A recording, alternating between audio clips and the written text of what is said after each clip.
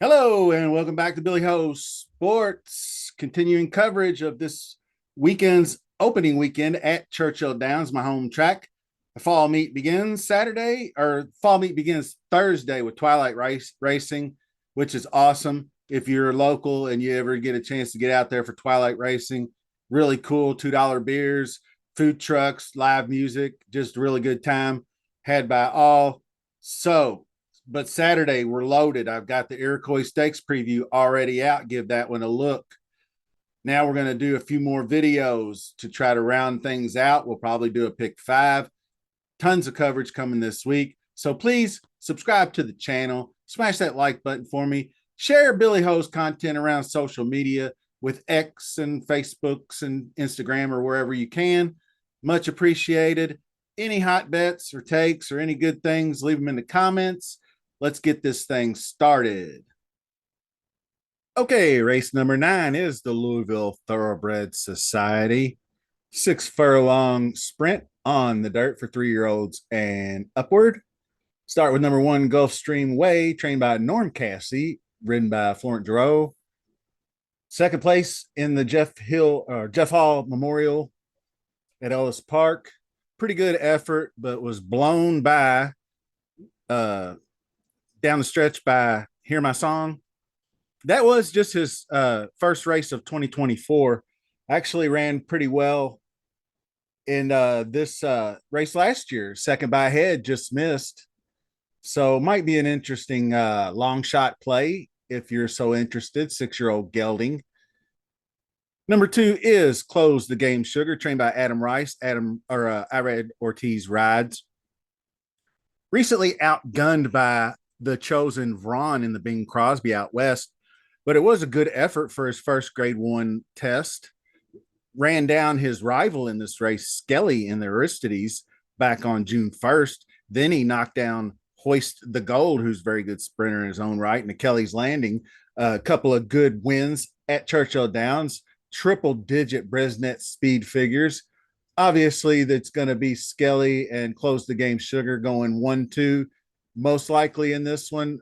Don't know that we're going to be able to find any more crazy ones in here to try to beat them. I don't think this one's going to do it. Cyclone Mischief, Dale Romans, Corey Lannery did run a triple-digit speed figure, but that was just an optional claiming into X at Ellis. Pretty good effort there, but I don't think that that's on the level of that we're going to get here. That's number 4, My Buddy B. And this is Krista Hetrick, and this Jan Aviles is the jockey. The state rep stakes at Parks, wire-to-wire victory, as you only can do at the Parks racetrack. Previous to that, not so good in the Vanderbilt, fifth by 6 3/4 back, no threat there. So this one is pretty decent, I'd say, underneath exotics type play. Might get some big odds with the lack of knowledge of maybe the trainer and the jockey, not normal to Churchill Downs. So next up is Disco Ball, David Jacobson, Luis Saez, running just moving up in class. Nothing but optional claimers, banging them out though. 4 straight wins coming in the claiming ranks.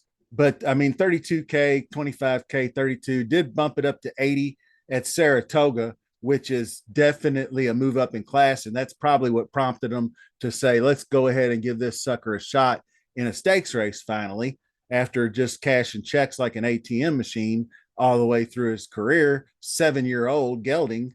So maybe not quite up to snuff in this group, but should be probably in the mix with the front end speed. Hear My Song might be one of those that kind of goes a little underrated, in my opinion. Won the Jeff Hall Memorial by 5 1/4 over the number 1 horse in this race. Pretty impressive effort. 4th in the Aristides, 2nd by 2.5 behind Gun Pilot in the Churchill Downs Grade 1 Stakes. All that, William Stinson, Edgar Morales, 4th in Prime Power, is a contender, does have a triple-digit speed figure, 99, 98. So trending toward another triple digit speed figure, I think, in this one, and can rate a little bit from off the pace, and probably will have to do so, sort of right alongside Close the Game Sugar, because I think we all know who's going to be wanting to go out to the lead. Number 7 is Happy as a Choice, was the beaten favorite in the Jeff Hall Memorial. Just not didn't look really good at all. Missed the place though. But obviously, Hear My Song was just much the best that day. But did battle with the one horse in this race for second place. It was really close, kind of a photo finish. But just not really seeing it with this one.